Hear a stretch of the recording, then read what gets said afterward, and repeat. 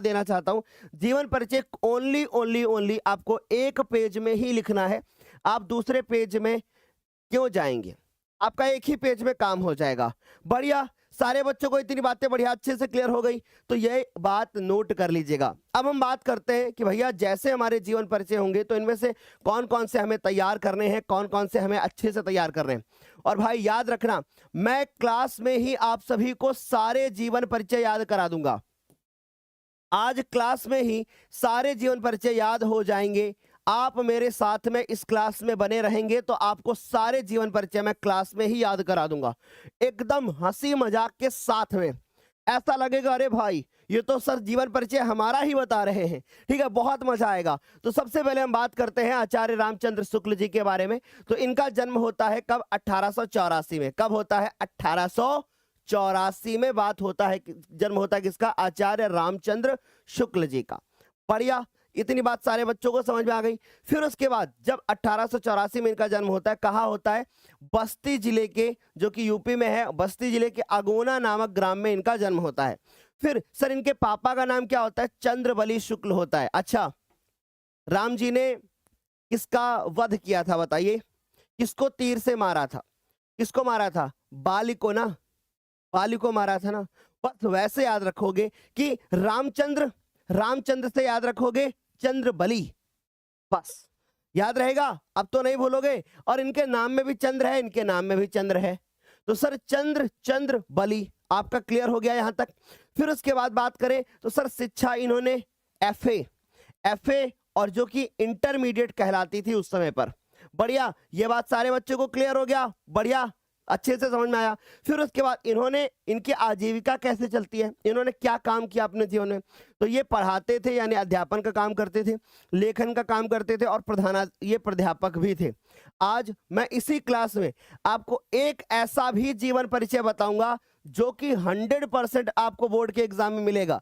अगर केवल वो वाला ही तैयार कर लिया जाए तो आपका बोर्ड के एग्जाम में पूरा नंबर आएगा।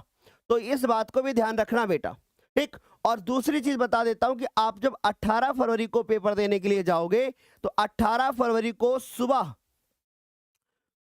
आपको 3 बजे इसी वाली चैनल पर आपको लाइव आना है, क्योंकि 18 फरवरी को सुबह 3 बजे हम लोग कर रहे होंगे एक बहुत ही बेहतरीन सा सेशन, जहां से आपके बहुत सारे सवाल डायरेक्ट बोर्ड के एग्जाम में आ रहे होंगे। समझ में आ रही बात? चलो भाई, तो यहां तक सारे बच्चों को क्लियर। इनका निधन कब होता है? 1941 में होता है बेटा। मजा आ गई? चलो, अब मेरी बात बहुत ध्यान से समझना। ये हिंदी भाषा के उच्च कोटि के क्या थे? एक साहित्यकार है, और इनका नाम क्या है? आचार्य रामचंद्र शुक्ल। और ये साथ में निबंधकार भी हैं। और जब भी आप किसी का भी निबंध लिख रहे होंगे तो कृपया इस बात का विशेष ध्यान रखिएगा कि निबंध लिखते समय पहले आप ये देखिए कि वो क्या है, निबंधकार हैं या समालोचक हैं, ये जो भी कुछ है, तो आप उनके आगे लिख देना हिंदी भाषा के उच्च कोटि के साहित्यकार या निबंधकार। तो थोड़ी सी बड़ाई करना बहुत जरूरी होता है। इससे टीचर को लगता है कि अच्छा बच्चे को नॉलेज तो है। बढ़िया, सारे बच्चों को समझ में आ गया।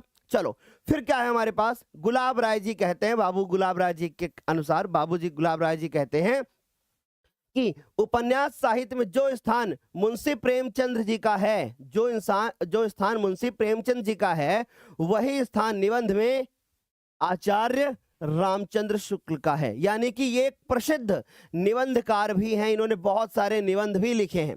बढ़िया, क्लियर हो गई इतनी बात। आचार्य रामचंद्र शुक्ल जी का जन्म कब होता है? 1884 में। कहां पर? बस्ती जिले के अगोना नामक ग्राम में। मैं ये लिखित दे सकता हूं बच्चों, सेम टू सेम ऐसे ही आप लिख करके आओगे। 100% बोर्ड के एग्जाम में ये वाला सवाल बनने तो वाला है। ठीक है, 100% ये बनेगा ही बनेगा। ऐसा आज तक हुआ ही नहीं है कि कभी इनका जन्म जीवन परिचय पूछा ही ना गया हो। बनेगा बनेगा बच्चों, ठीक। अच्छा, इनके पापा का नाम क्या था भैया? इनके पापा का नाम था चंद्रबली। नाम में ही इनके चंद्र छुपा हुआ है, रामचंद्र, तो इनमें भी चंद्र छुपा हुआ है। और रामचंद्र जी ने बाली जी का वध किया था, इसलिए चंद्रबली हो गया, ठीक। अच्छा ठीक है सर, इंटरमीडिएट में आते ही इनकी पढ़ाई छूट गई।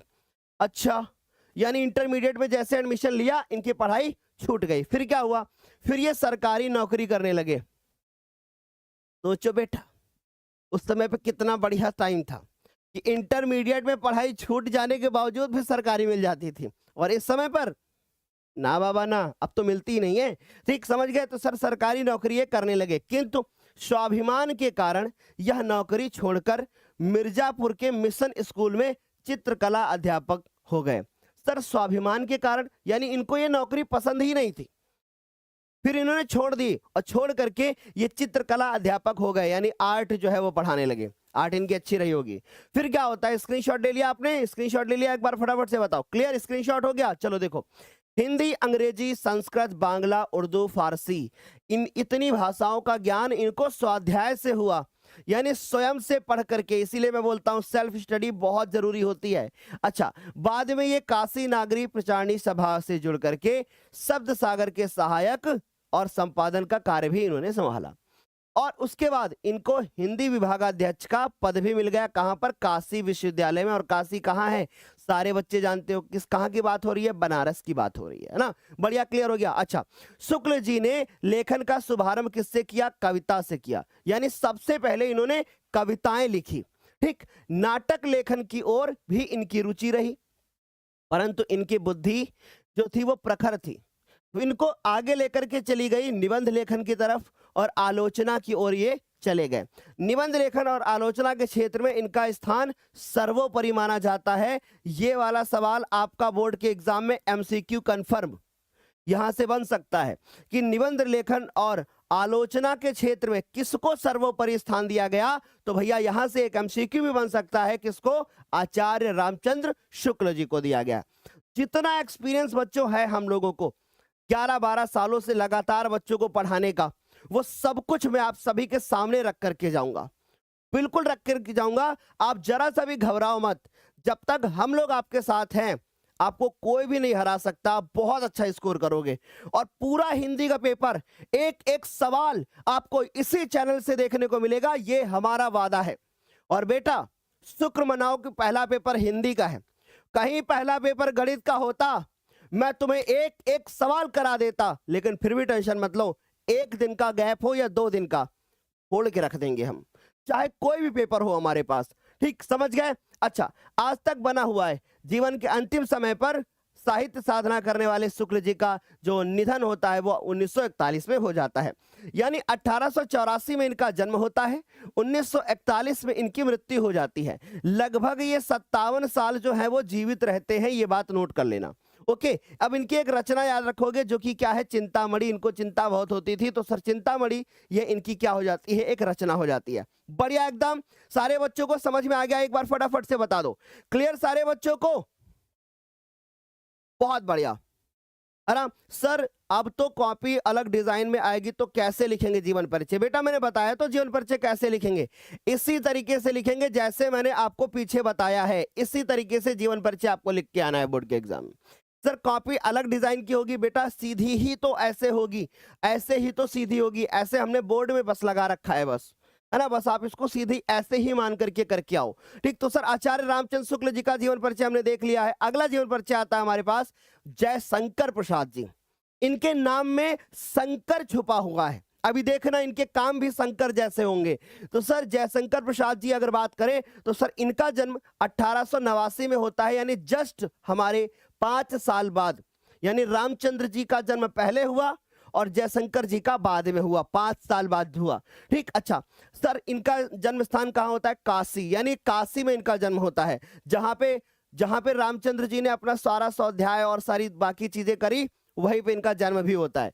अच्छा, इनके पिता का नाम क्या था? देवी प्रसाद। भैया देखो, उधर रामचंद्र थे और चंद्रबली थे, इधर जयशंकर है और देवी हैं। समझ में आ रही बात? जयशंकर है और देवी है, तो ऐसे भूलोगे नहीं आप लोग, है ना। शंकर से